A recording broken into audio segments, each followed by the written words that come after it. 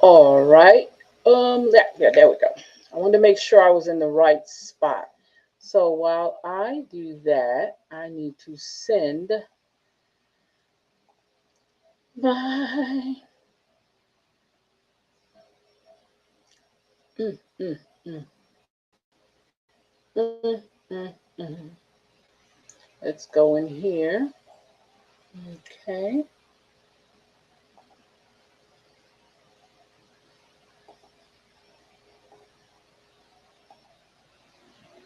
Okay.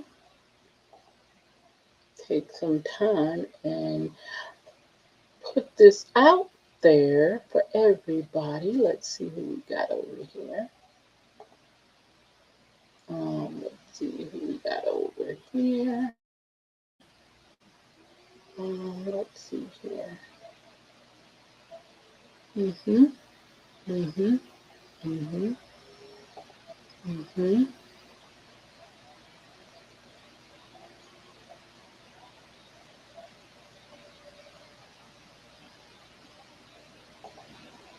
Mhm.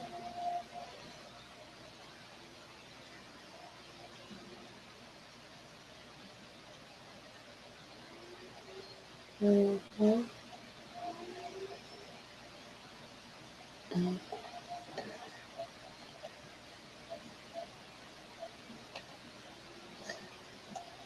There we go.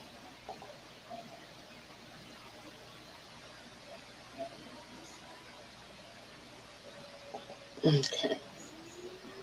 All right. So, let's go over here. Yeah, wait a minute. Before I go over there,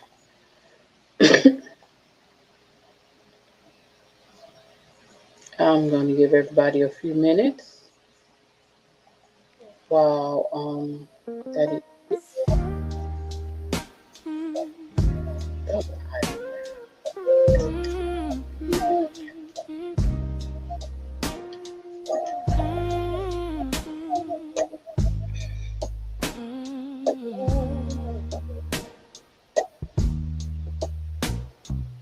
You lean in slow, like you already know my history. Hands in my hair. You say you swear you won't lose me, but I've heard those words on a late night curve in February. So be careful how you kiss me. Every touch rewrites my past. If you're only here for tonight, don't make it feel like it could last. Be careful how you hold me. Don't draw a map you won't follow. If your heart is gone by morning, leave my lips a little hollow. You trace my scars like they're constellations. Yours,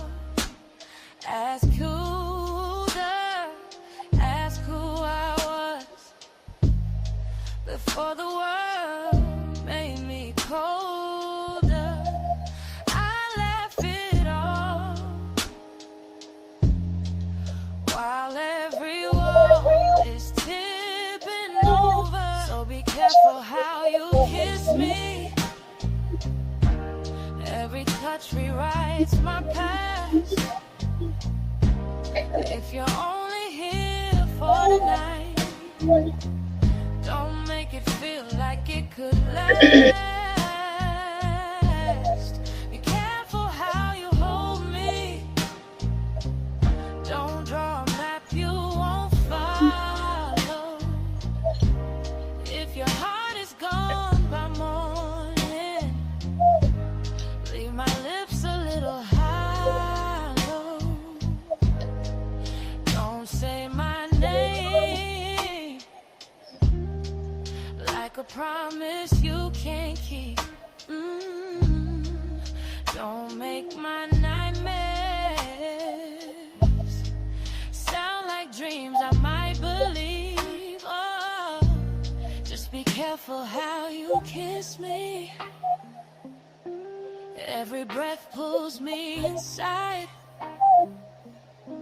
If you're only here for a moment, don't dress it up like forever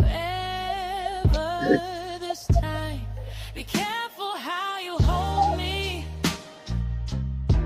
If you're already letting go, be careful how you kiss me. I fall faster than you know.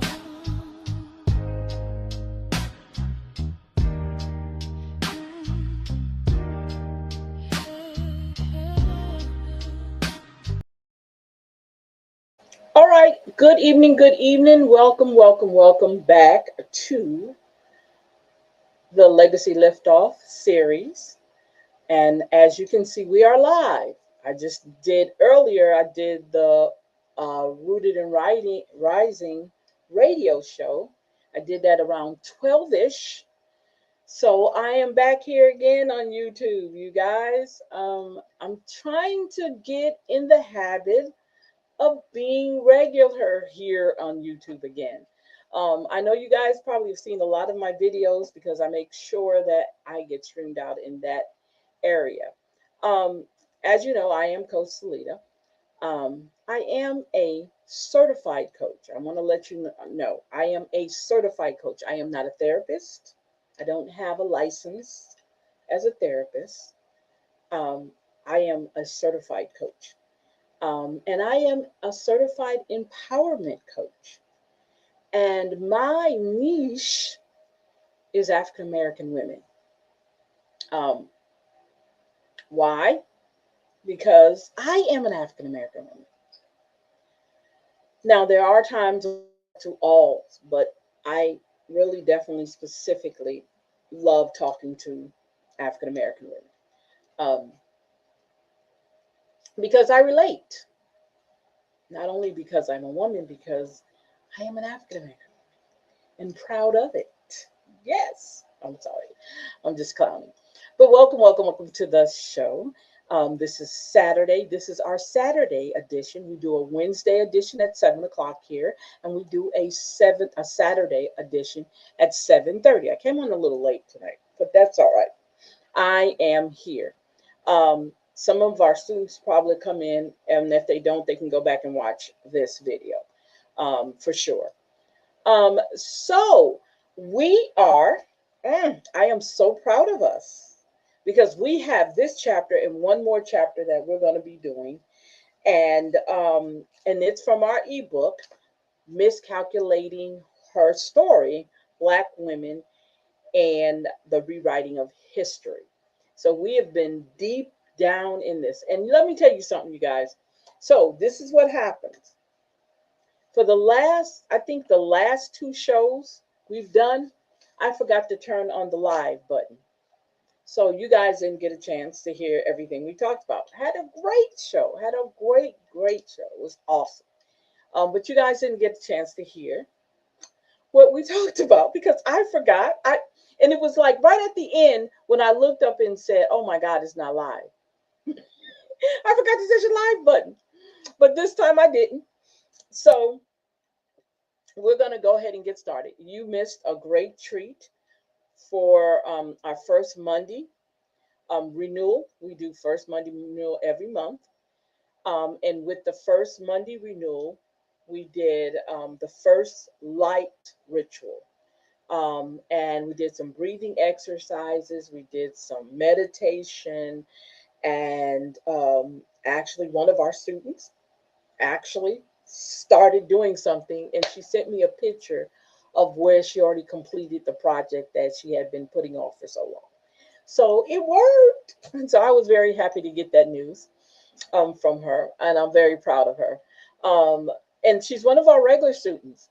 And my other student called me. This happened on the same day. So I put in my journal. I want to show you what I put in my journal. And this is why I said this. Um, it was for me, it was a great day. I put in here, it was a great day because all good things happened that day for us. I mean, got news. And then the other student called me and she said she had already went over chapter 7 already. She read it and she was very motivated and she was inspired by what she read and she was excited. So that made my day too. And I was like, man, this is good. This is good news. Things are working out the way they need to work out. So I was very, very happy that two of our students so far have actually stuck in here and actually done the work and they've actually had progress and results because that's basically what it is. And this is what coaching does. This is what makes me the way I am and how I see things. It is a wonderful way of doing this. And I love doing it. I live for this. And that's why my schedule is Saturdays at 7:30, Wednesdays at 7 o'clock, and the first Monday of every month is basically in my coaching genre. Then I have a podcast, a Rooted and Rising podcast I do on my Substack, which is Salita McCall, on my Substack. And then over here, I also, you guys have seen our first episode of Rooted and Rising radio show, including the music here on our YouTube channel. So I'm going to try to pick it up some more, bring some more things out slowly but surely, because I have to get comfortable with doing that again. Okay. Um, so going live with you guys and hanging out with you guys. So I love doing it. So we're going to go ahead and get started. And while I wait, well, if they're available, they'll come in. And it's fine. I just want to go ahead and so we can go ahead and get done because they do have some homework to do for me. So if they miss this, they can always go back and watch it. Okay, so now we're on chapter 7, Miscalculating Her Story, Black Women, and the Rewriting of History. So we're going to go over that real quick. I'm going to share the screen with you guys. Let's see here. Let's take that off. And let's share the screen.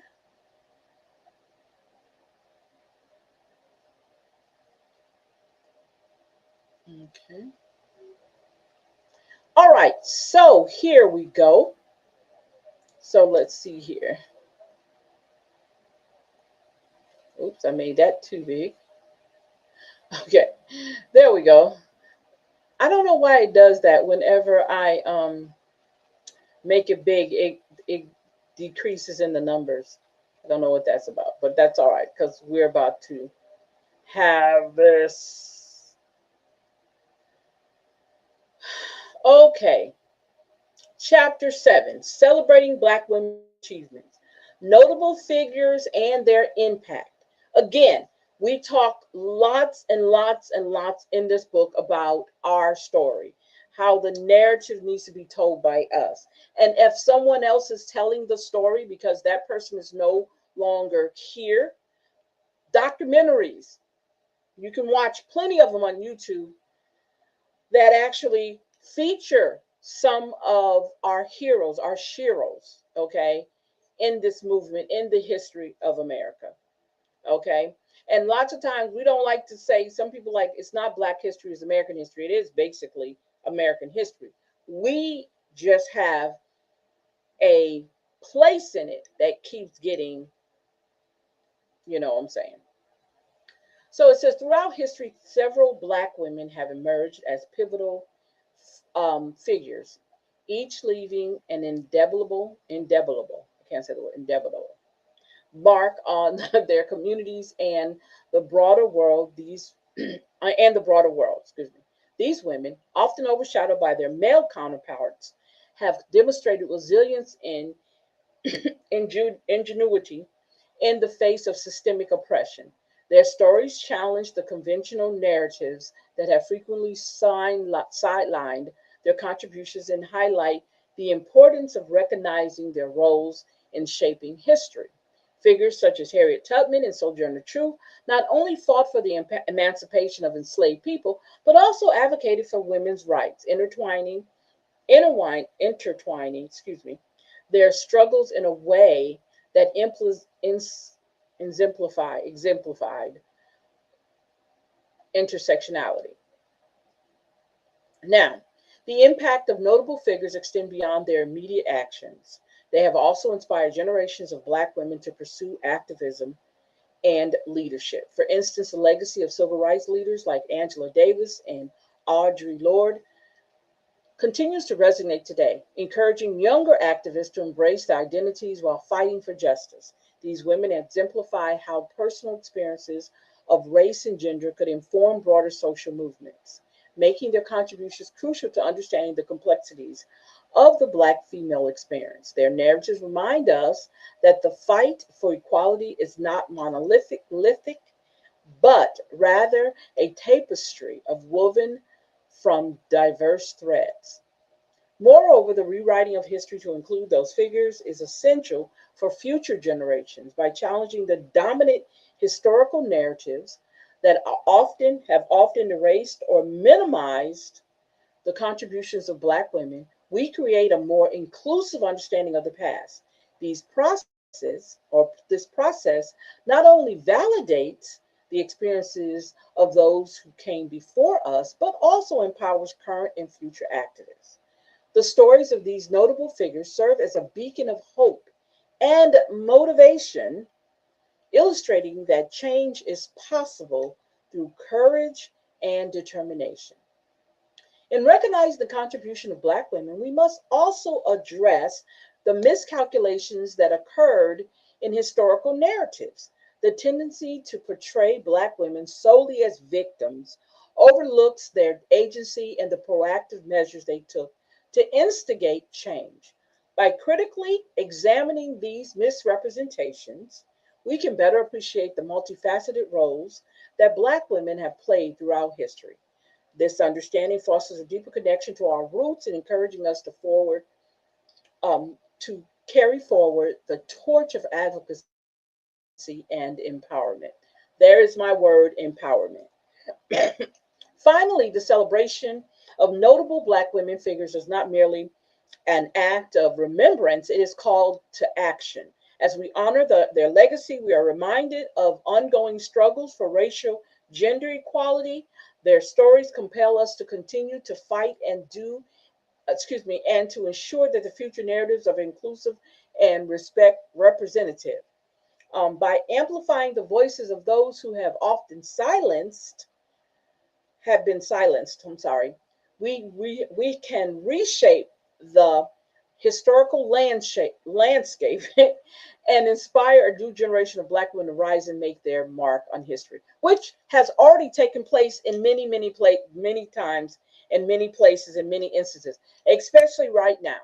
Everything that's going on now, um, we are in a dynamic call for action. Definitely double down on calling for action, academic. When I want to say that, epidemic, not academic, epidemic. So the importance of recognizing or recognition and visibility. Recognition and visibility are crucial elements in the narrative surrounding Black women, as they often find themselves at the intersection of multiple identities. Historically, the contributions and experiences of Black women have been overshadowed by dominant narratives that fail to account for their unique perspectives. This erasure not only distorts the understanding of history, but also perpetuates the marginalization of Black women in the contemporary society. By elevating their voices and acknowledging their roles, we can begin to reshape the historical landscape to reflect a more accurate account of their contributions.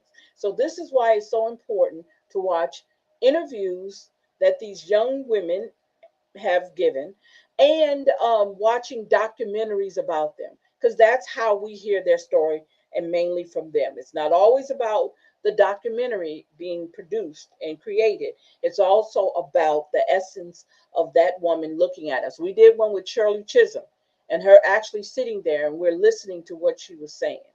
So they've already documented her work, so her narrative cannot be said any other way because you're looking right at her, right? When Fannie Lou Hamer, we did Fannie Lou Hamer a long, long time ago. Even with her, document. It's documented what she said, what she did. So her story is out there. Okay.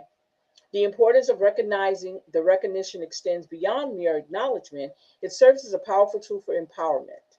When Black women are visible in historical accounts, it validates their experiences and reinforces their significance in the broader social context. This recognition fosters a sense of belonging and identity, allowing individuals to connect with their heritage and history. It is essential for the younger generation to see themselves represented in history as this visibility can inspire them to continue the fight for justice and equality. So when they see, and it goes back to when I said um, on the last show, when our children see us, okay, in the classroom, especially younger kids, it influences them, okay, and they feel comfortable. And that's what we want to do. We want to make sure that we're doing this to our young adults, that we're in their faces and they see us and they can experience with us what is going on. So I'm excited, the ideal that we're doing this. So Moreover, visibility plays a significant role in challenging stereotypes and breaking down barriers. By highlighting the diverse narratives of Black women, we can confront and dismantle the misconceptions that have long plagued them. These narratives showcase their resilience, strength, and multifaceted identities, right? Providing a more nuanced understanding of their lived experiences. This shift in narrative can lead to a greater acceptance and appreciation of Black women's contribution across various fields, from politics to arts, right? Furthermore, the interplay of intersectionality within the recognition I can't even get my words out, of Black women is vital. It is not enough to acknowledge them solely as women or as members of the Black community. Their experiences are shaped by the convergence of race, gender, class, and other identities. Acknowledging this complexity allows for a more holistic understanding of their struggles and their triumphs. Emphasizing intersectionality in historical narratives, ensures the experiences of all Black women are represented, regardless of their socioeconomic backgrounds or their geographical locations. In conclusion, the importance of recognition and visibility in the historical narrative surrounding Black women cannot be overstated. It is essential, okay, steps toward rectifying miscalculations in history and empowering future generations by making their stories visible. I told you, visible not only honors their past, but also pave the way for a more equitable future. It is imperative that we continue to advocate for their recognition, ensuring that their contributions are celebrated and remembered for generations to come. Now, creating spaces for Black women voices, which I have done. Yes, Rooted in Rising radio station is just that, spaces for Black women voices. So, creating spaces for Black women voices is not merely an act of inclusion, it is a vital necessity for understanding the complexities of our histories and identities. For far too long, the narratives surrounding Black women have been overshadowed by dominant cultural perspectives that fail to recognize our contributions, struggles, and triumphs. By creating spaces where Black women can articulate their experiences and perspectives, we empower, there's the word again, ourselves to reclaim our stories and redefine our legacies. It is essential that these spaces are not only auditory, but also physical and symbolic, representing the richness of our diverse experiences. Yes, yes, yes. I love the way that sounds. I love the way that sounds. The importance of intersectionality cannot be overstated in this context. Black women often navigate multiple identities that intersect with race, gender, class, and sexuality, shaping our experiences in unique ways. Spaces that acknowledge and embrace this intersectionality allow for a fuller understanding of the challenges we face and the resilience we exhibit. This means fostering environments where our voices are heard, respected, and celebrated, enabling us to share our narratives without fear of misrepresentation or erasure. Okay, all right. Okay, I'm sorry I didn't see you. I apologize. Hello, hello, hello. How are you? Hello, I'm doing good. How about you? Great, great, great, great, great, great. Awesome, awesome, awesome. You came at the right time. You know that, right? Yeah, I'll go ahead and get started. I ain't even got my glasses on, but let me go ahead and get started. It All says, right. moreover, creating such spaces involves actively challenging existing historical narratives that have misrepresented or marginalized Black women.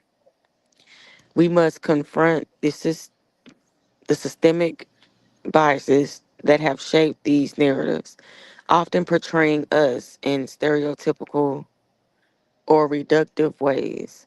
By rewriting these stories, we not only honor our ancestors, but also pave the way for future generations to understand their heritage and the legacies that have been forged through our struggles.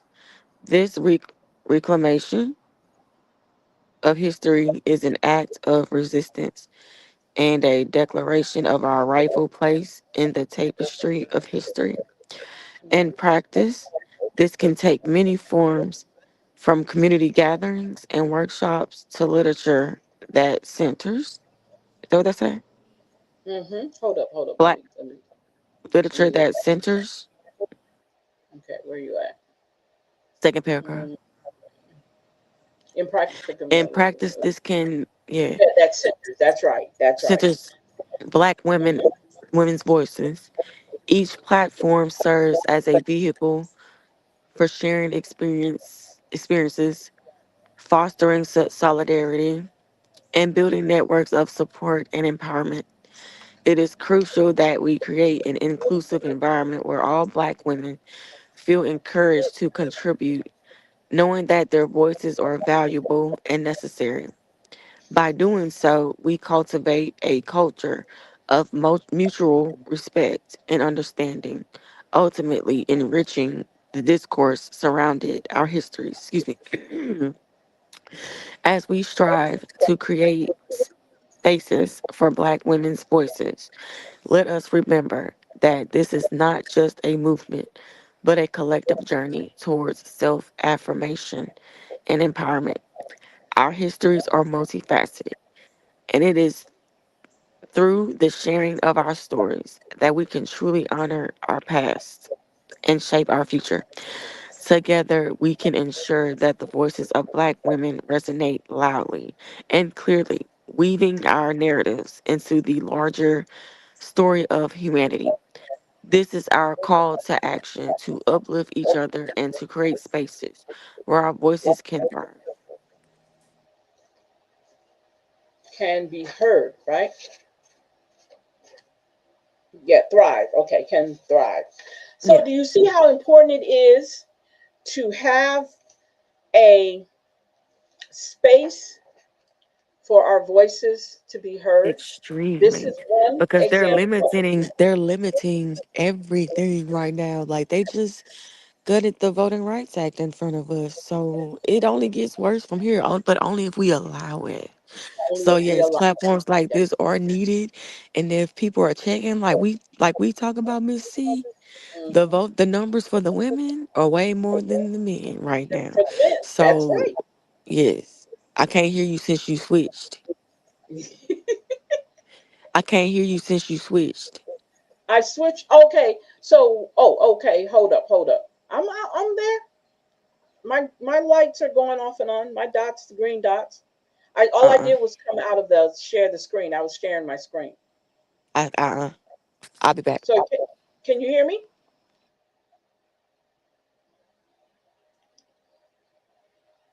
Come back in. You might have to come back in.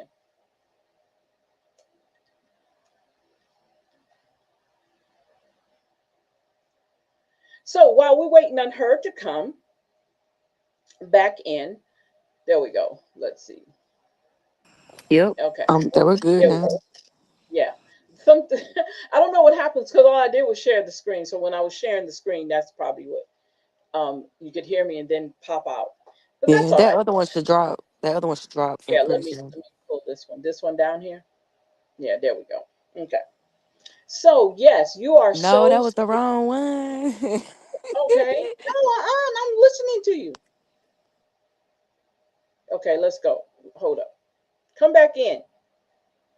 There we go. Is that the one? She's gonna have to come back in.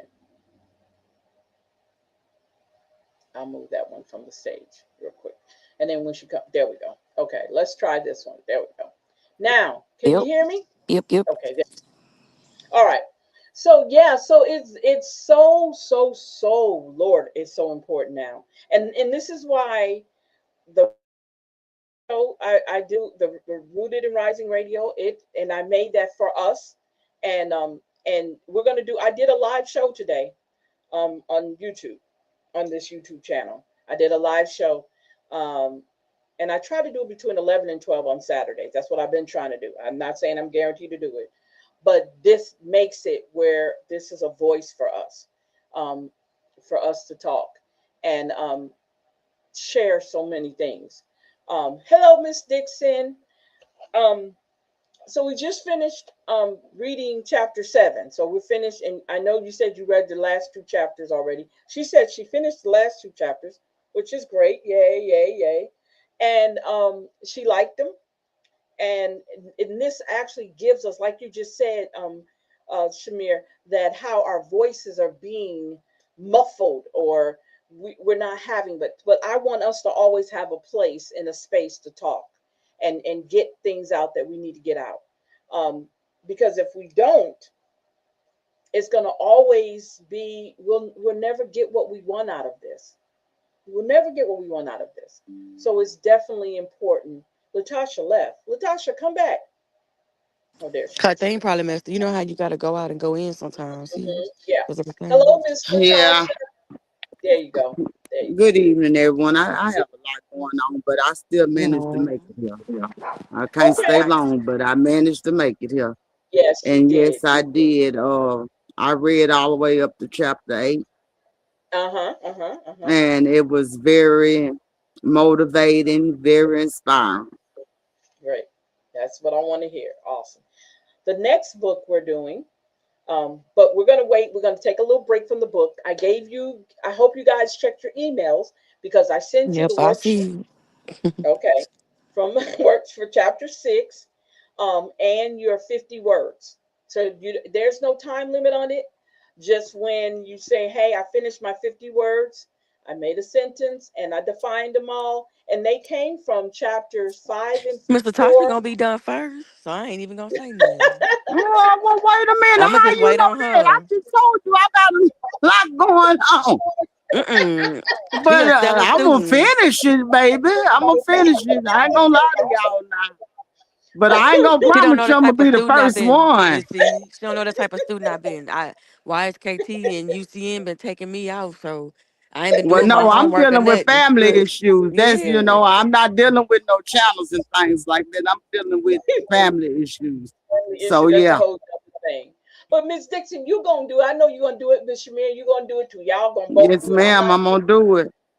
And you know what? It's not in a hurry. That's why when I sent the email, I want to let you know it's not in a hurry. Just let me know, hey, I finished it, and then we'll discuss it when you both finish it. And I sent it to Miss Mm. Bell. So eventually, when she comes back on, and I sent it to Miss Hall. I sent her one, and I sent Miss Powell one.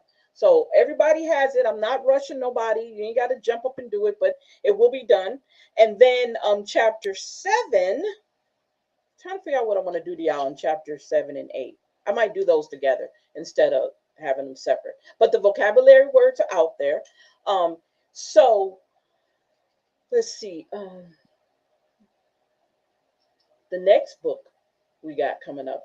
But I'm gonna give y'all a little break. I think I'm gonna take next Wednesday and next Saturday. We won't do a class. I'm gonna give y'all a little time because I know you're probably tired of seeing me all the time and yap yap yap. So I'm gonna give you guys a break. So we won't have a class next Wednesday, and we won't have a class next Saturday. And so that by that time, hopefully, that gives you plenty of time to have at least half your words done. And then if you want some more words, just say, we want some more words. Now, those words came from 4 and 5. And I think maybe a couple of them came from chapter 1. So they came from chapter 4 and 5 and chapter 1. Not to say you have to go back and look for them because they're going to be all over the place, but at least you'll know the meaning of them. Okay, that's the whole thing. And I definitely want you to use them in a sentence. I think that is so awesome. So when we Okay. get that done, you'll have a new vocabulary. If it's not already part of the vocabulary you already use, because some of them words probably words you use on an everyday basis anyway. So we'll do that, and then if you want me, I can make them harder. I can make them harder. Okay, make a challenge out of it. So that's your homework. Okay. We just finished with chapter 7, and Miss Shamir was just saying how even in a time like this, with the Supreme Court making their ruling that they made, our voices are being shut out, and how important it is to have a space for us to speak and talk. So Yeah, that's with true. so on Saturdays, in the Saturday afternoons, I'm probably going to do it at 12. So if you're available on Saturdays at 12 o'clock, Rooted and Rising will have a radio show. I did one today for the first time. I was kind of Okay. nervous, but I got one done today, here on YouTube.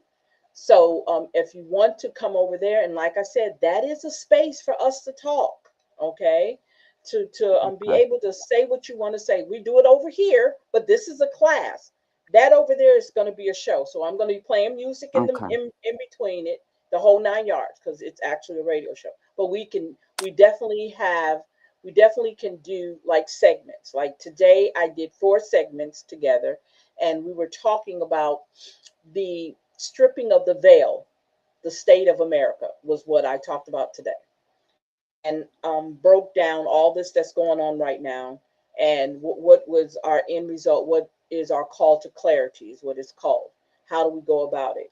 And just so happens, um, I have a copy of my book. He wants he wants to be called King by Any Means Necessary. And on chapter 7, because we were talking about call to clarity, on chapter 7 is the power of one, your role in building a new America.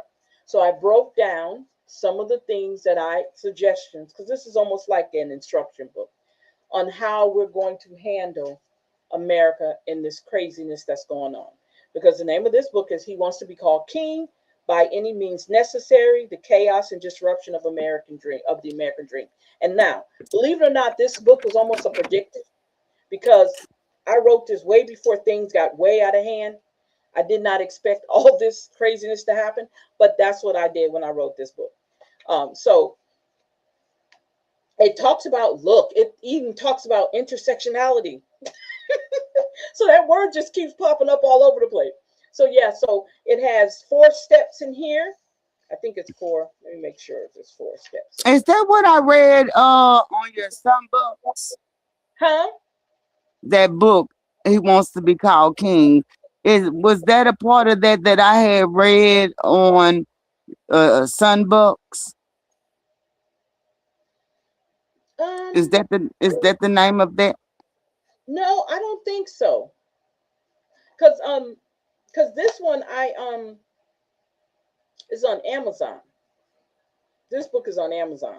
Um, my other books are just ebooks. Um, I think this is the only book I actually wrote in a long time that's actually a paperback book.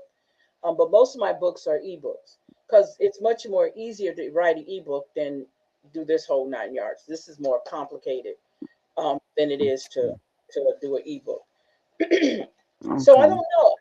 But anyway, so in chapter 7 in the book, it talks about how we can build a new America.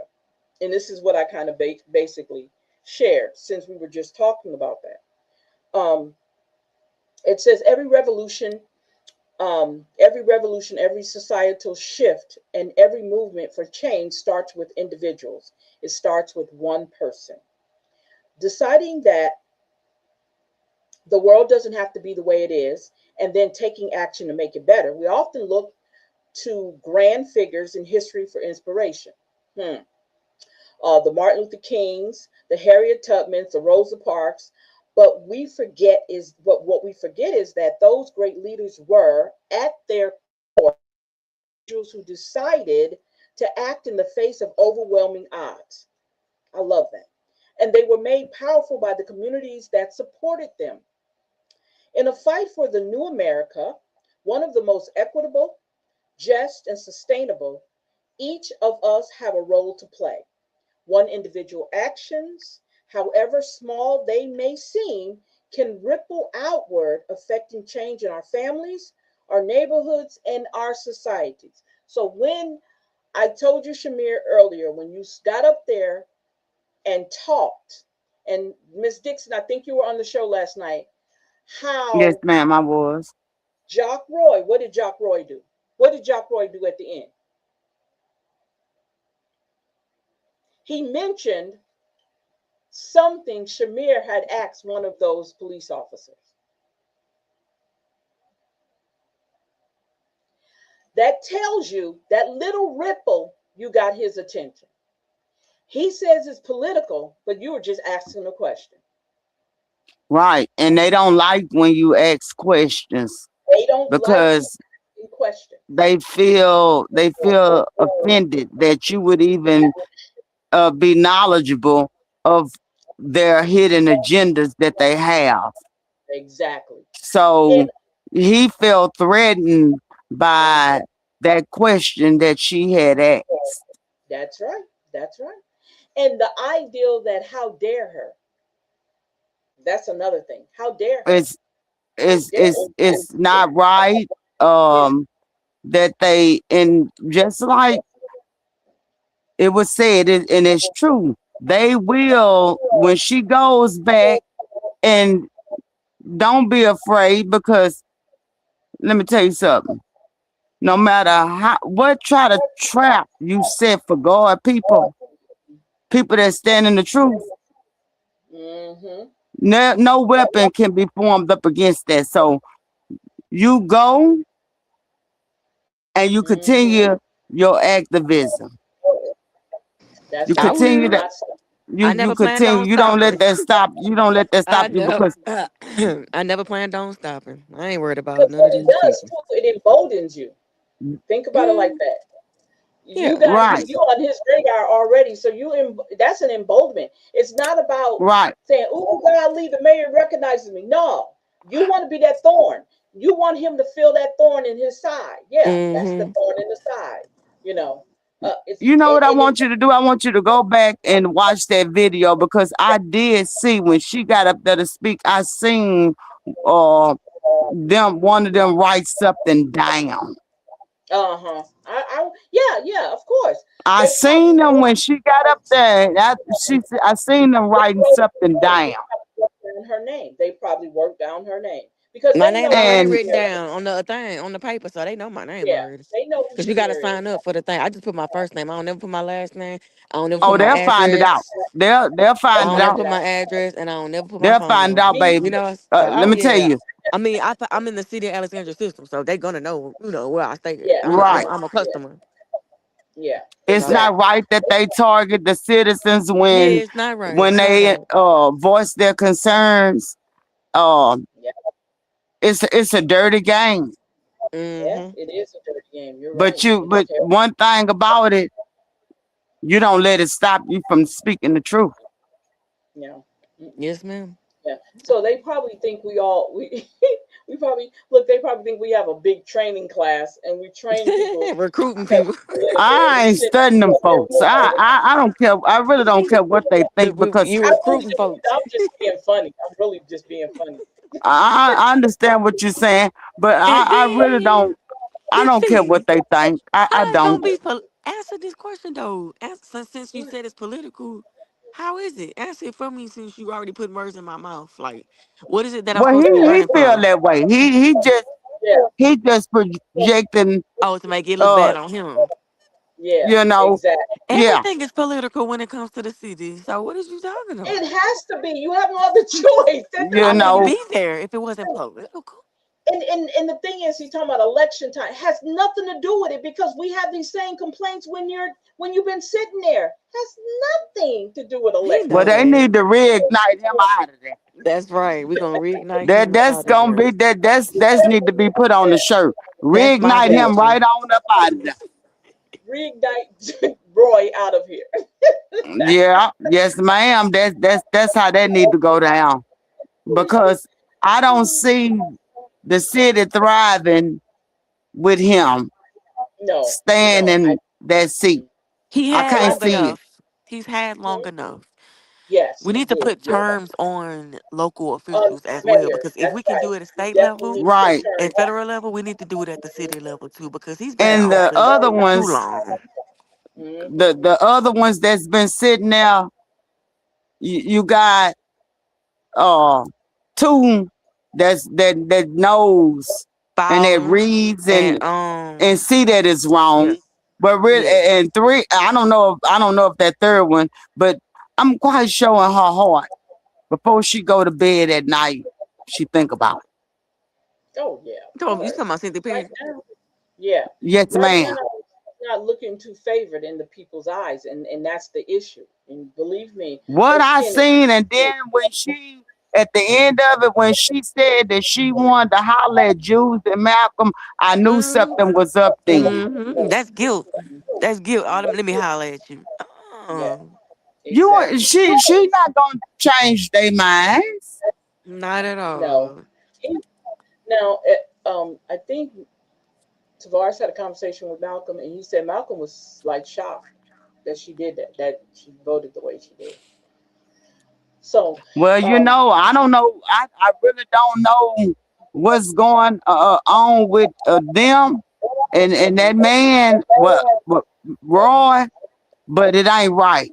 Nope. yeah, exactly. It's not right. And when you speak up on that church over there that he keep going to, or Hmm. Christian Love, whatever the name of it is down there, them peoples get mad, and Oh yeah, they will Oh, take really? up for that pastor. They will take up for that man, Y'all and sick. They're sick. yeah, it's like a Sick. cult. I don't look up yeah, to my pastor.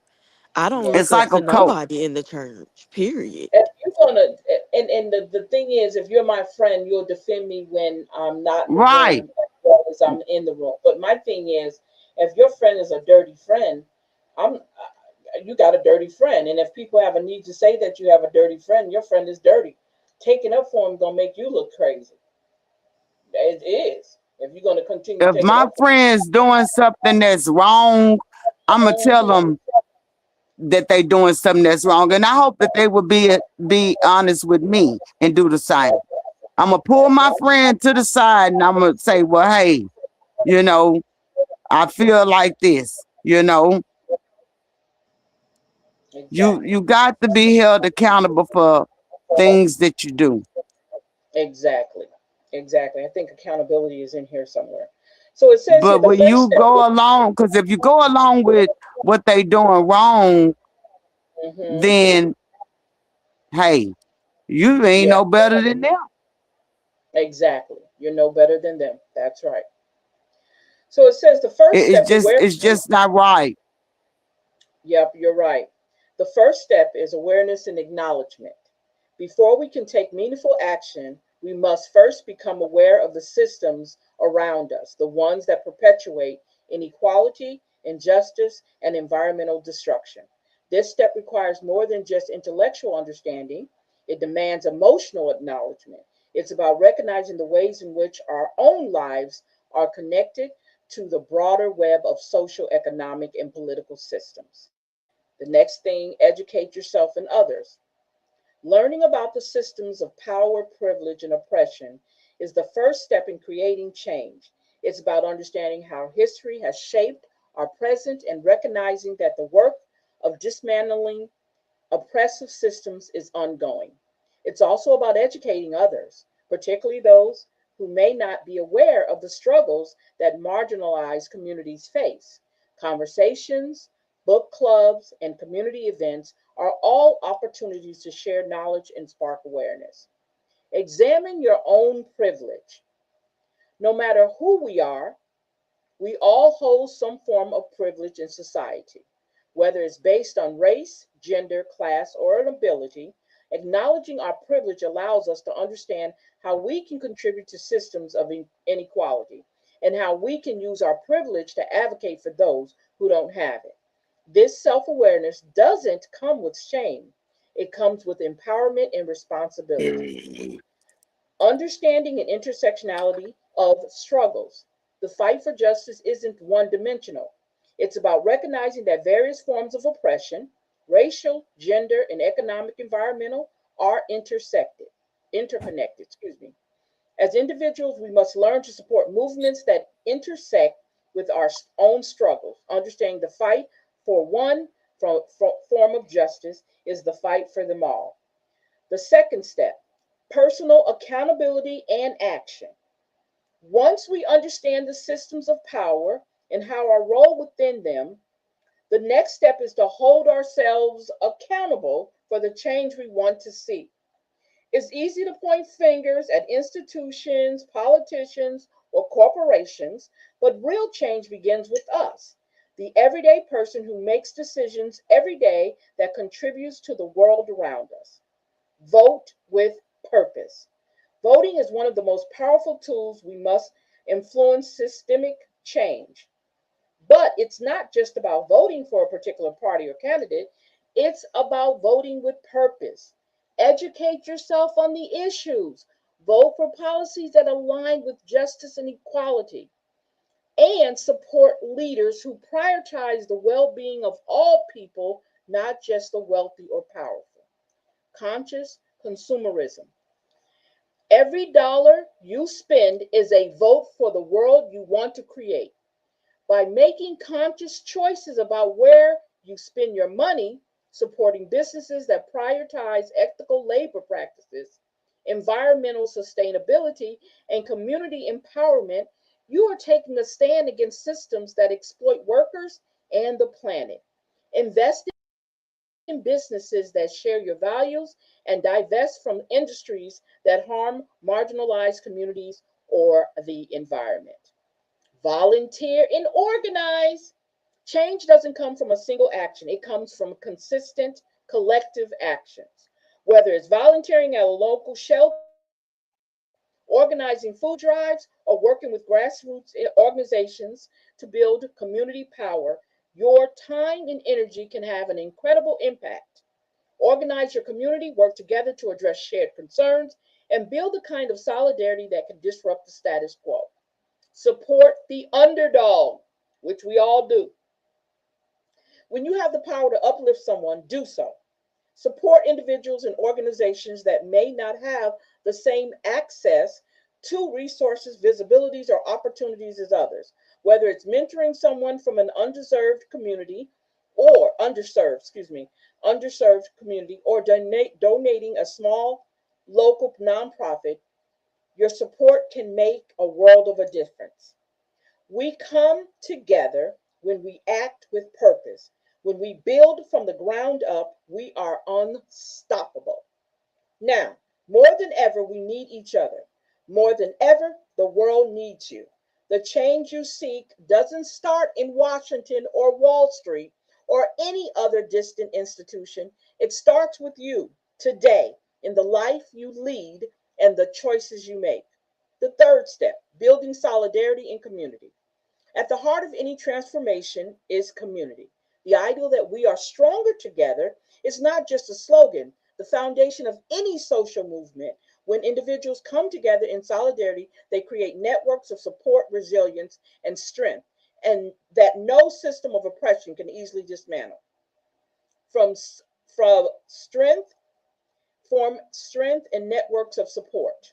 Change is not solitary pursuit. Solitary, is not a solitary pursuit. It's about working with others, whether it's through mutual aid networks, local activism, or simply being a reliable and supportive friend or neighbor.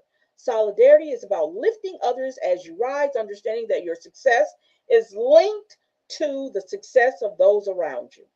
Create safe spaces. We just talked about that in the book. As we build a new America, it is vital that we create spaces where people can be heard, validated, and supported. Safe spaces are essential for marginalized communities to heal, organize, and strategize for change. Whether it's in schools, workplaces, or neighborhoods, creating these spaces allow individuals to feel empowered and find strength in their shared experiences. Foster empathy and understanding. One of the most powerful tools of resistance is empathy. In a world that often seems divided, it is vital that we take the time to understand each other's struggles. Listen to the voices of the marginalized communities. Engage in conversations that challenge your perspective. And always approach activism with an open heart. Empathy is what fuels solidarity. It's the bridge that connects us all. The fourth step, persistence and vision. Change is hard, it's messy, and it often feels like we're moving backwards before we move forward. But one of the most important qualities we must cultivate as individuals is persistent, the ability to keep going, even when the road seems long and the obstacles insurmountable. It's about maintaining a vision of the world we want to create, even when that world feels far away. Keep the faith. The fight for justice and equality is not a sprint, it's a marathon. There will be setbacks, frustrations, and moments when the weight of the world feels unbearable.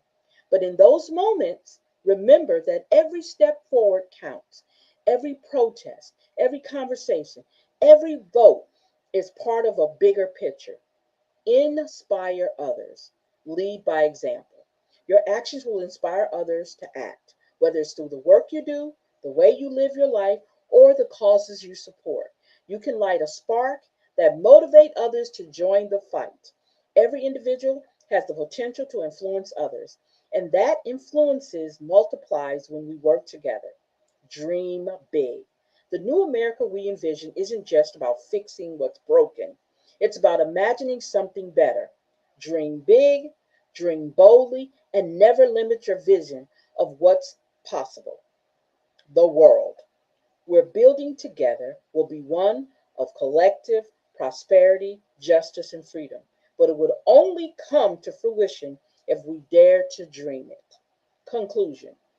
Your power, your responsibility, you are not powerless in the fight for a new America. Your voice matters, your actions matter, your commitment to justice, equality matters. By taking small, consistent steps each day, you contribute to the collective momentum that is transforming this country for the better. Everyone is a puzzle. When we come together, we act with purpose. When we build from ground up, we are unstoppable. Now, more than ever, we need each other. Now, more than ever, the world needs you. The change you seek doesn't start in Washington or Wall Street or any other distant institution. It starts with you.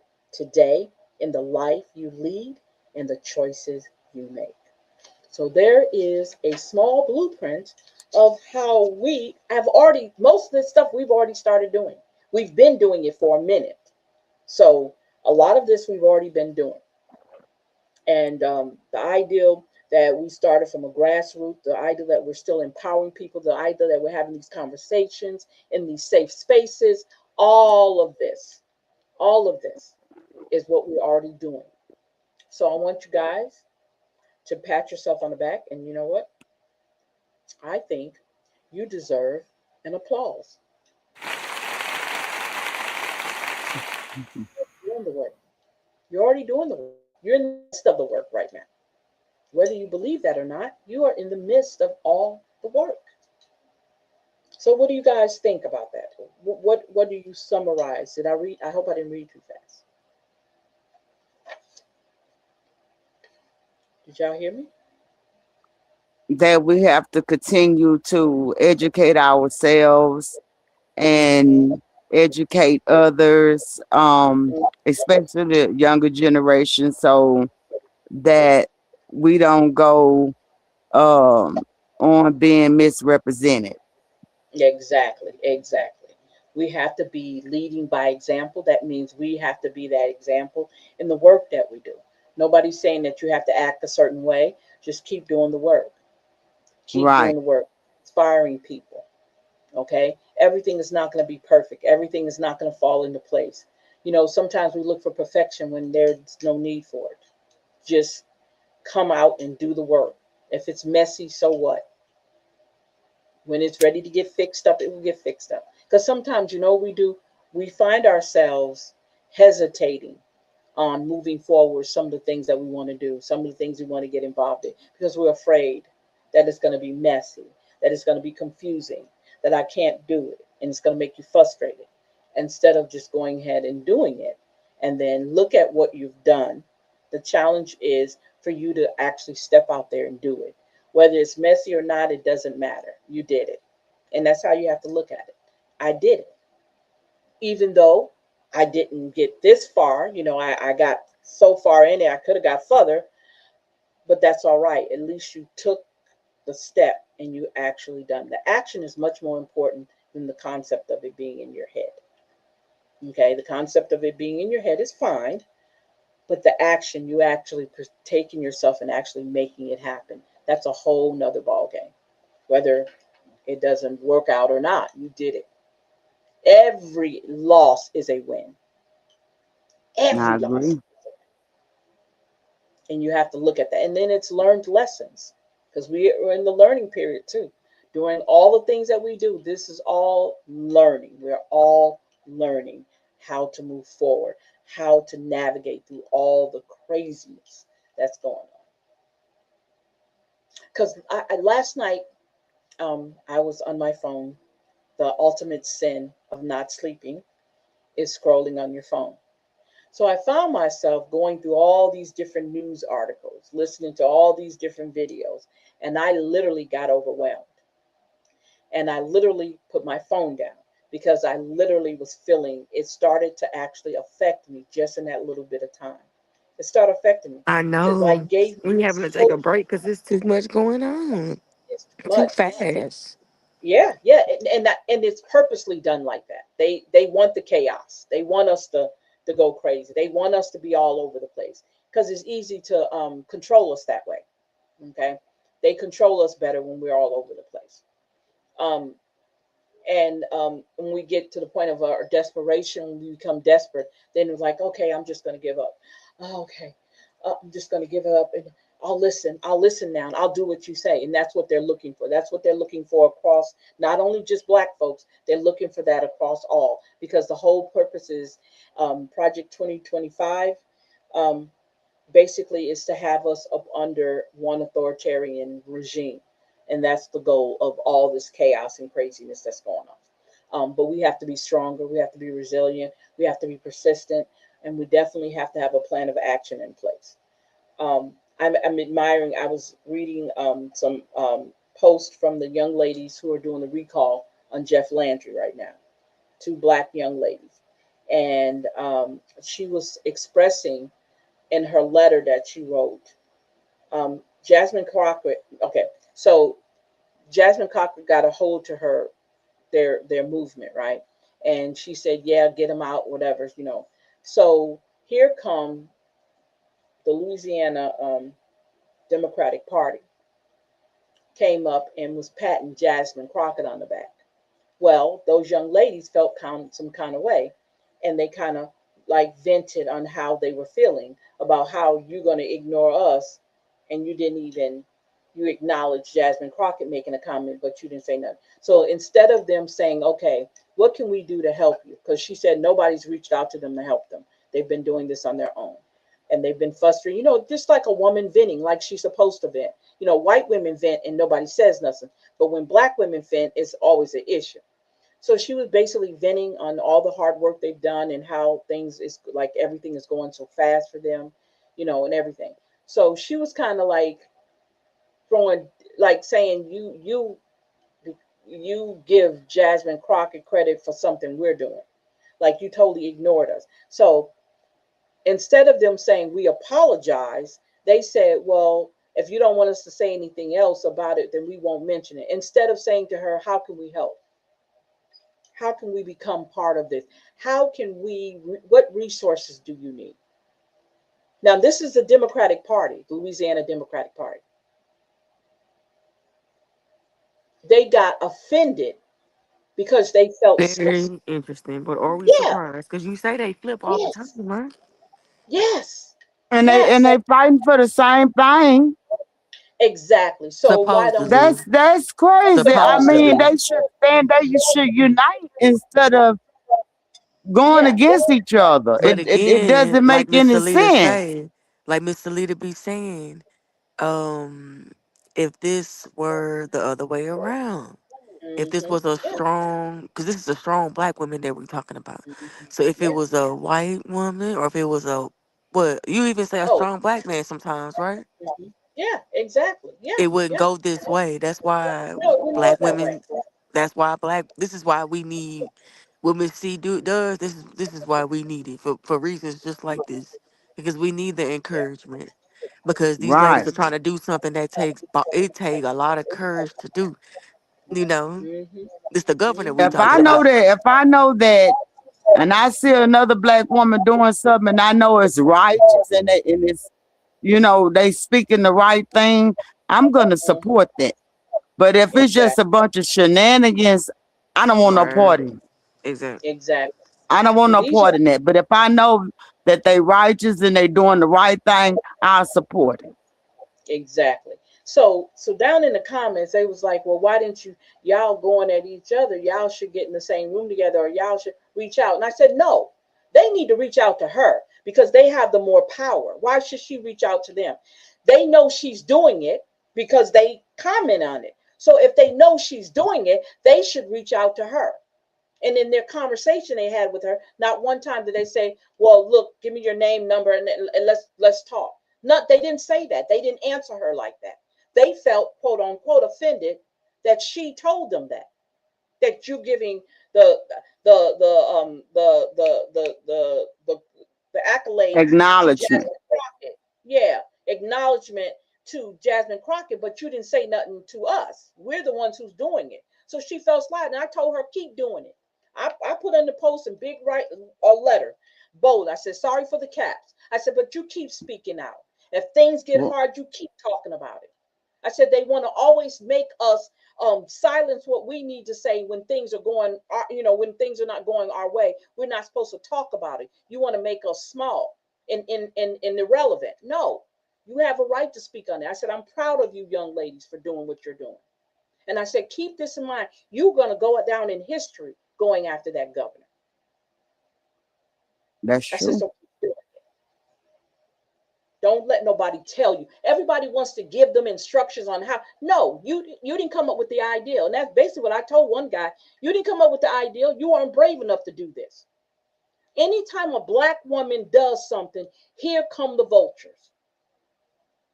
And that's what angers me. And not only just the white vultures, you got black vultures that do the same thing.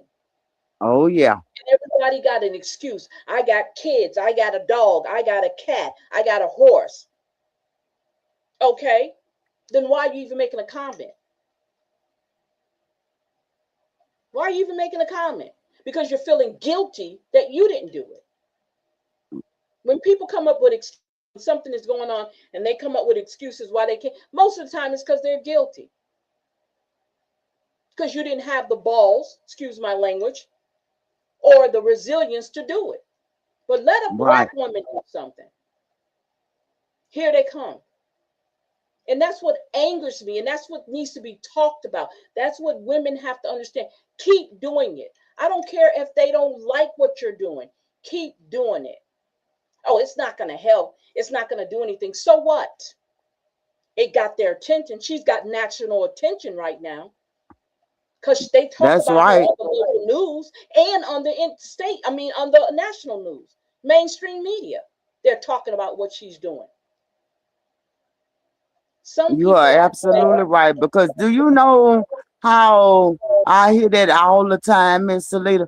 I hear that all the time, and I tell people, baby, you just don't understand. You just don't know, but you'll get it after a while. Exactly. Exactly. You know, that's just like I was saying. Not everybody is gonna like what you're doing. It's gonna Right. have some people that try to take you off course, Exactly. but it's up to you to allow them to do so. Exactly. Exactly. I told them to keep doing what you're doing. You are That's inspiring. Just right. imagine how many other people you're inspiring doing what you're doing. Don't let anybody come in on, and then you coming on my post. This is my post. Not to say that I own it, but this is my post. And for you to come in here and try to, well, y'all should get together. Y'all should, no, leave them alone. Because if the Louisiana Democratic Party wanted to be part of what she's doing, they would have made themselves available to do it. They would have said, how can we help you? What do you need? Do you need us to do a phone bank to call people? Do you need us to sit down somewhere? Do you need some paper? Do you need some pencils? We'll set up a booth for you somewhere. None of that. Did they ask her that? None of that.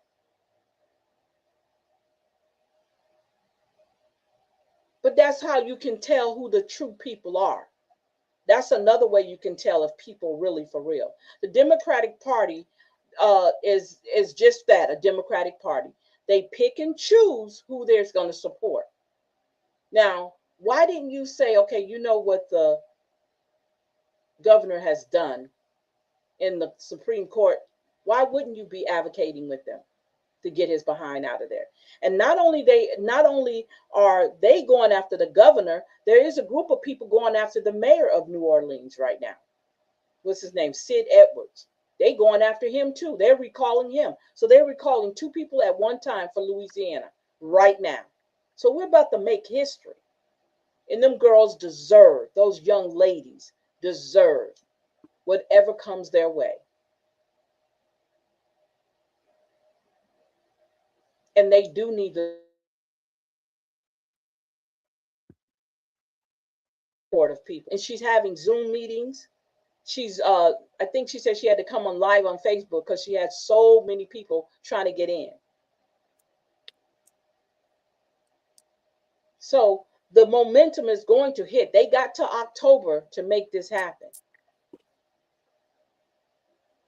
And I hope she does. I hope she's able to do it. So someone asks, well, if you recall him, what happens next? Well, there's a special election that has to take place. It has to be somebody qualifying for the governor for that position in order for them to actually put him in that position. Until Well, well, they have he do need to go. I mean, he yeah, do. yeah. He wanted to be the ambassador to Greenland. Let him go over there and be the ambassador to Greenland. Yeah, That's what he wanted to he do. So loved go. Mega so much. Yeah, He needs to go. yeah, yeah, yeah, yeah. And they need to get rid of the attorney general too. She needs to go too, because she ain't nothing but a Karen. She needs to go too. They need to recall her too. She needs to go too.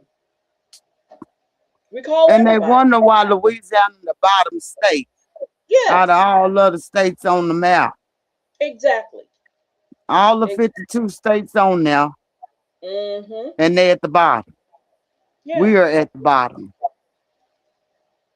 We're at the bottom because of the mindset and because of the supremacy.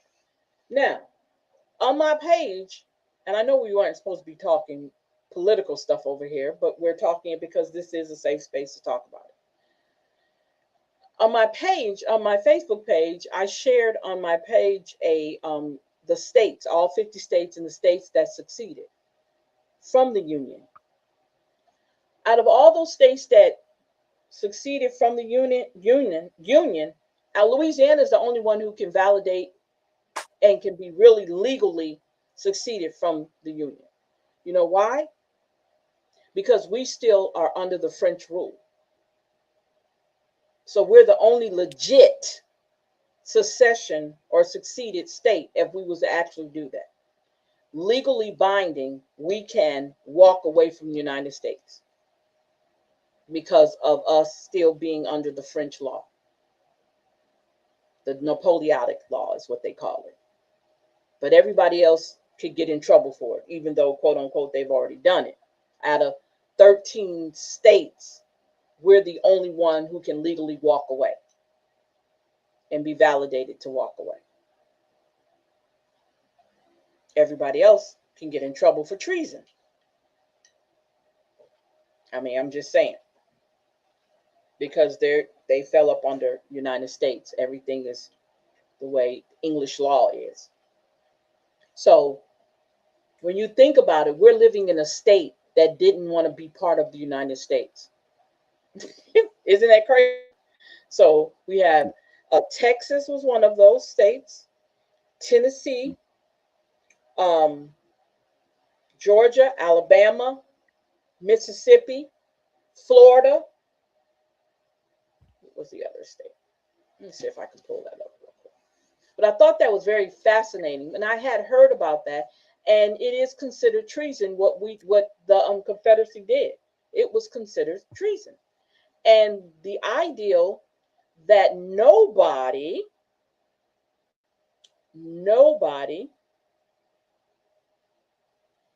um they were never punished. That's the crazy part about it. They were never punished for what they did, and they should have been.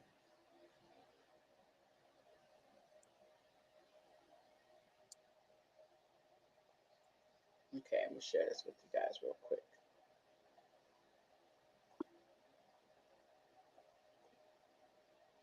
Okay, so let me make this big. See if it'll make it bigger. There we go. So as you can see, these are the states right here that decided to stay up under the Confederacy. So we have Texas, Arkansas, Louisiana, Mississippi, Tennessee, Alabama, Georgia, South Carolina, North Carolina, Virginia, and Florida. Okay. Now, the rest of these are Union states. Now, the border states, which was Missouri and Kentucky, they stayed in the Union. They didn't. They decided not to do it. But West Virginia got caught up in this, and so West Virginia broke away from the Virginia during the war over the issue of slavery and remained in the Union. It was admitted as a Union state in 1863. So they was like, hell, I don't want to be part of this. So they split right here and said, look, I'm not doing this. And they left out. And the reason why it's 13 states or 13 stars is because Kentucky and Missouri wanted to be part. They were indecisive.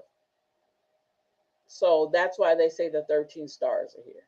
The Confederacy also claimed Kentucky and Missouri, which is why the flag has 13 stars, but only 11 actually were selected.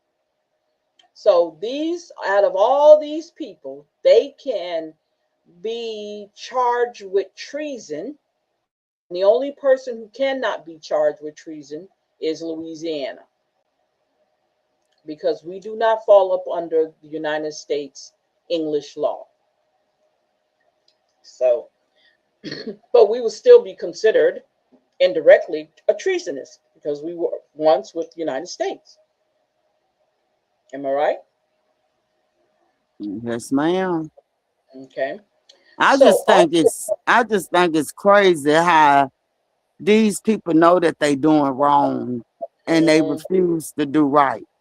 exactly. But honey, sometimes you know what? When you are at a point when you have this mindset that you've always thought you were better, that happens. And they don't, it's no qualms with them. It's no big deal that they feel the way they do. It doesn't move them.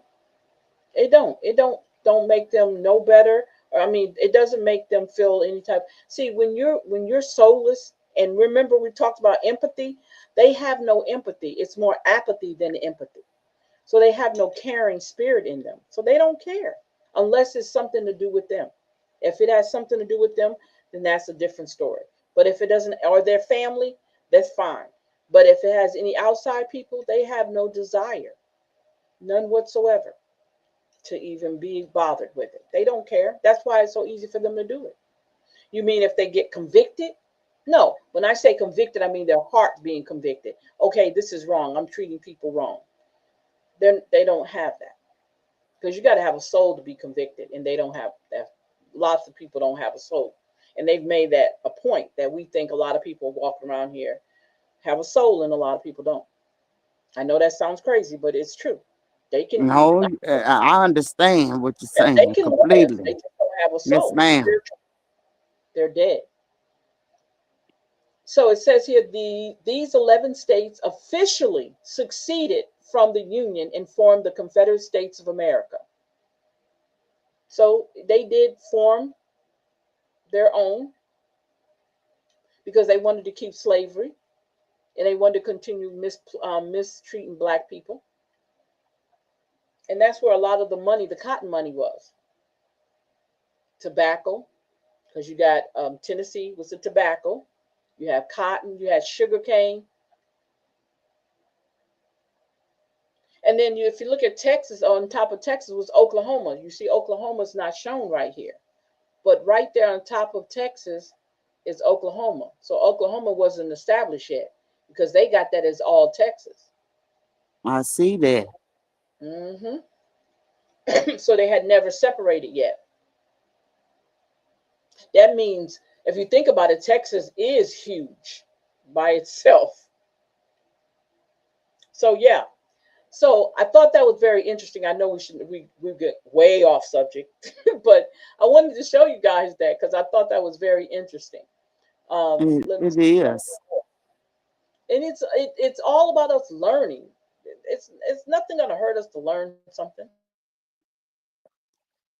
It all comes along with it. So let's see here. Stop sharing. Okay. So um oh, already, golly, Lord. Okay. So now that we finished chapter 7, do you guys want to finish chapter 8, or do you want to wait till next? Well, we're going to take a break. We're taking a break. I'm giving out some time off. So when we come back, let's see. Wait a minute. Let's see what's left. Oh yeah, happy Mother's Day weekend to everybody. Oh, yes. Yes. Happy Mother's Day. Happy Happy Mother's Mother's Day Day. weekend to you too, baby. That's right, you guys. I forgot And Miss about that. Alita. Thank you. Thank you. Thank you. You know what? We'll I'm a wait till we proud come back. auntie. Yeah. I'm becoming another great auntie right now as we speak. That's just one of the things that I have going on. My niece, she went in labor early, so Mm-hmm. uh I'm Wow. grateful for that. So Yeah. that's a great gift to me and the rest of the family. Yeah, it Wow. is. So Awesome. I'm bouncing back and forth. I got to Mm-hmm. go back to over there with her and between another place and being where I'm at. Three different places at one Yeah. time. And being busy, depending on your mental state, being busy is probably the best thing for you, man. I'm telling you, Yeah, especially these that's right. days, being Mm, busy is the best thing yeah. ever. I'm thankful for Thank being busy. Because hmm what they say, idle mind is the devil's playground. And that's for Oh, any yes, it That's age. is. right. It sure That's is. any That's age. right. You're right. It sure is. That was a playground. Look, yeah. You want to go ahead and finish chapter 8, you guys? Not Y'all today. think you should? Okay. Because, yeah, we might as well go ahead and finish chapter 8, And she gonna, and all then right. I'll let y'all go because we've done good so far. Okay, so chapter 8 is calling someone. It's saying, read me. Miss Dixon, can you see that? It ain't up. It's not up. Okay. Oh, duh. So let me share it. Okay, there we go. Can you see that? Yes, ma'am, I can see it. Great. Chapter 8, Okay. Conclusion, Future Directions, reflecting on the journey of rewriting history. Reflecting on the journey of rewriting history is essential for understanding the multifaceted experiences of Black women. This journey has often been fought with challenges, and yet it has also eliminated the resilience and strength, the characteristics that characteristics our narratives. Each step we take in reclaiming our stories is a testament to our discrimination to not only be heard but to be recognized within the broader content of history. And it is crucial to acknowledge these experiences as an integral to historical discourse. Miss Salita, you moved it up. Go back down, babe. Okay, I'm Thank you. sorry. I'm moving it too fast. There we go. Yeah, I'm trying to see where I left off at now. Historical discourse You rather moved it than. up fast. I'm sorry. I didn't mean to. I'm That's sorry. okay. You in the second paragraph, I think. Yeah, Okay. she's on the second paragraph down at the bottom. Historically, Yeah. our roles. Re- Yeah. reflecting on the journey is reflecting on the journey of rewriting history is essential for understanding the multifaceted experiences of Black women. This journey has often been fought with challenges, and yet it has also been eliminated the resilience and strength that characterizes our narratives. And each step we take in reclaiming our stories is testament to our discrimination to not only be heard but to be recognized within the broader contents of history. It is critical to acknowledge these experiences as integral to historical disclosure. Don't move it yet. Rather, rather than mere footnotes in the prominently white Predominantly. narrative. Go ahead. This process of rewriting history invites us to confront the miscalculations that have led to assure of to to the assure of Black women's contributions. Historically, our roles have been either overlooked or misrepresented, leading to a skewed understanding of our impact on society. By critically examining these narratives, and we begin to weave our truth into fabric of history. This act of reclamation is not merely about correcting errors, it is about honoring the legacies of those who have come before us and ensuring their stories are preserved and celebrated. Awesome.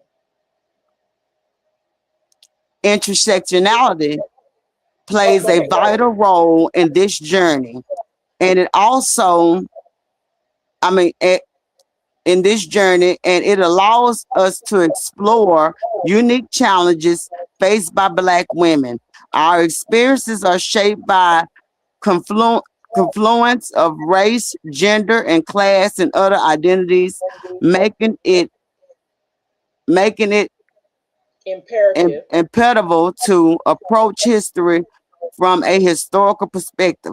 By embracing this intersectionality, we can highlight the diversity of experiences and the ways in which they intersect the broader social issues.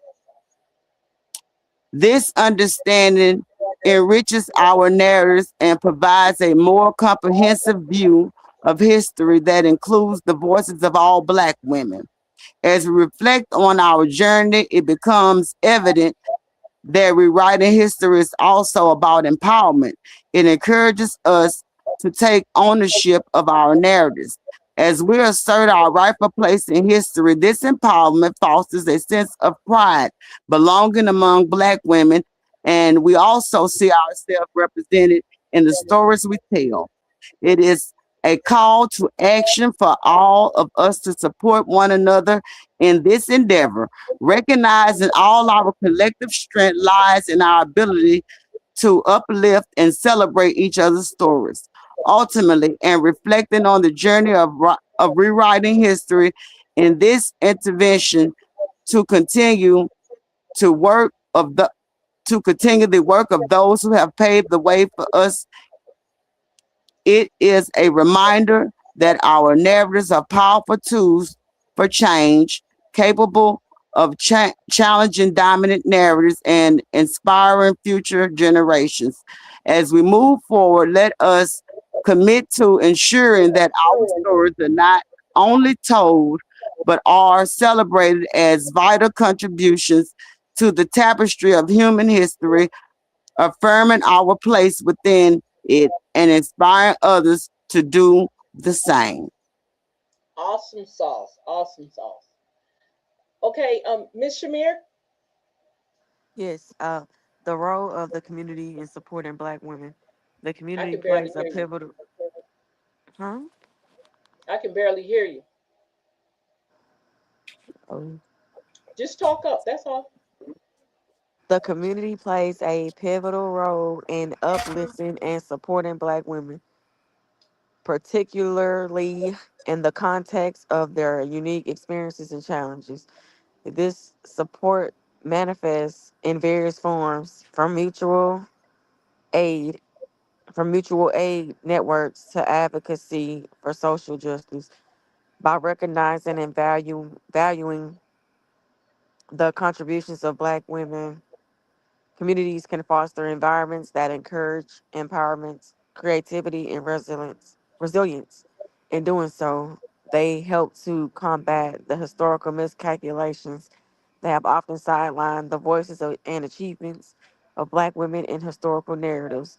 The importance of intersectionality cannot be overstated when considering the support systems for Black women. Their identities are shaped by a combination of race, gender, class, and more, which influences their experiences and needs. Communities that understand these intersections can better tailor their support to address the specific challenges faced by Black women.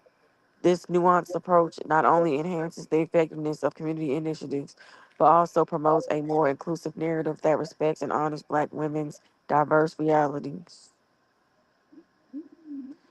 Moreover, the solidarity among Black women within their communities can lead to significant change. When Black women come together, they create a powerful force capable of challenging oppressive systems and demanding recognition. This collective strength can be seen in movements that center on the rights and experiences of Black women, highlighting the necessity of community support. The interdependence within these networks nurtures a sense of belonging and shared purpose, essential for tackling the historical Erasure. erasure of Black Hmm. women's stories. Furthermore, educational initiatives which within communities play a crucial what is that A role crucial role. Uh huh. role in reshaping the narrative surrounding Black women by providing resources, workshops, and forums for discussions. Communities can educate themselves and others about the rich histories and contributions of Black women.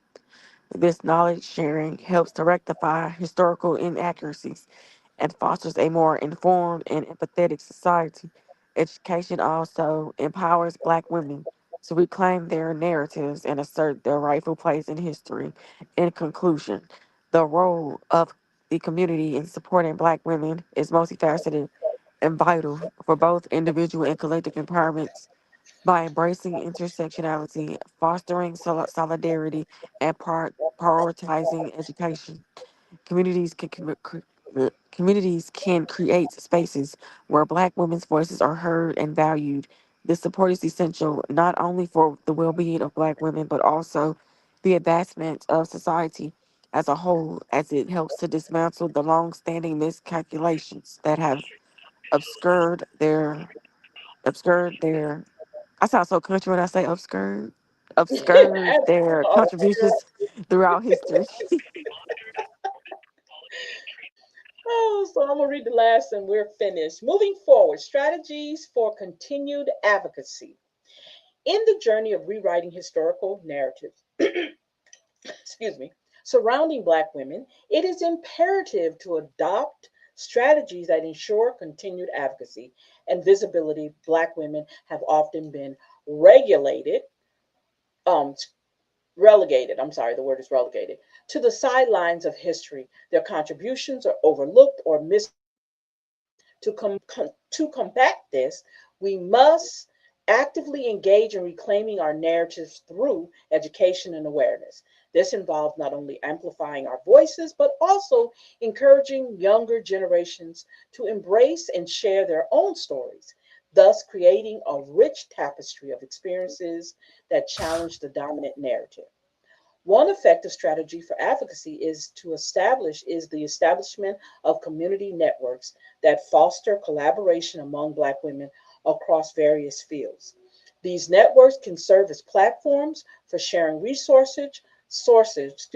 knowledge and support, enabling us to uplift one another.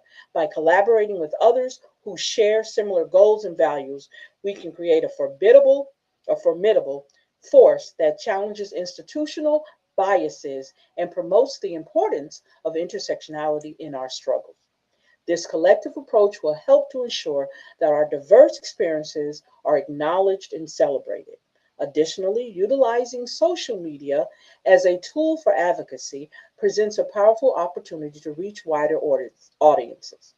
Black women can leverage platforms such as Twitter, Instagram, TikTok to share their stories and perspectives, thus raising awareness about the unique challenges we face. By creating engaging content that resonates with others, we can spark meaningful conversation and inspire action. The digital space allows for the rapid dissemination of information and can amplify our voices in ways that traditional media often fail to do. Moreover, it is crucial to advocate for policy changes that address the systemic issues impacting Black women. This involves engaging with local and national representatives to ensure that our concerns are prioritized in legislative discussions. By presenting well researched data and personal testimonies, we can create a compelling arguments that highlight the need for equitable policies. Encouraging civic participation among Black women can also lead to a greater representation in decision making processes, ultimately shaping a more inclusive future. Lastly, we must honor and celebrate the achievements of Black women throughout history as a means of inspiring future generations. This can be done through the creation of educational programs, workshops, and events that highlight the contributions of Black women in various spheres. Events that, from politics to the arts. By instilling pride in our heritage and accomplishments, we empower ourselves and others to contribute, to continue, advocating for change. Moving forward, let us commit to strategies that not only elevate our voices, but also ensure that the rich history of Black women is recognized and valued in its entirety. So there we go. Yay! We did it. We finished another book, you guys. Yes, we did. Yay! Yay! We did it. Yes, yes, yes. So, you guys get a chance to take a break. You don't hear me yammering for a minute. And you guys have time to do your vocabulary words, and I will be sending you the worksheets for 7 and 8. They will be coming up. So all this has to be completed before we move forward to anything else. Who left me? She left me. Okay, she might come back in. So you guys have a break. We're gonna take a little miniature break. And then, matter of fact, let me see what are I can tell you what the name of our next book we're going to do. Let's see here. Let's see I here. think you said something about emotional intelligence. Yes, emotional mastery, inner strength, developing emotional intelligence for everyday life is our next book. And I'm excited. Yeah, so that's our next book we're going to be doing. Sounds interesting. Yeah, this is probably going to get deep. Okay. And so I am going to go ahead and let you guys take a break and we shall return. What date? Let me make sure I know what date that is. We both come back on. Let me get my calendar. I got to get my calendar. Let's see. What date are we going to come back on? It's May. So, um, so we're taking off on Wednesday, which is the 15th. Yeah, right? Yeah, it's going to be the 15th, and that's Saturday the 18th. So we will be back on the 22nd. So you guys have a little school break. So we'll be back on the 22nd of May, and we'll start our new book. And before we do all that, we're going to make sure you have all your homework done. But like I said, let me know when all your homework is done. Okay. Um, and I'll get you guys those sheets for 7 and 8 and go from there. And so I want you to have a happy Mother's Day. Enjoy yourself no matter what's going on. Have a good day. Okay. Enjoy your day. If you can get a couple of minutes off by yourself, Latasha, get that time off by yourself. Okay. You hear Yes, me? ma'am. Okay. Yes, ma'am. Um, you have anything else for me? No, ma'am. You Okay. wrapped it up. Y'all did a great job. I love what y'all do. Yes, yes, Thank you. Thank you so much. yes. Okay, so I'll see you guys on the 22nd. I do the other shows together, but you'll see me again on the 22nd. Um, but this, yeah, next Saturday I'll be doing my show in the morning. If you're available for it's going to be on YouTube, our radio show. You can come on there, and we can definitely get deep down in a lot of stuff on there too.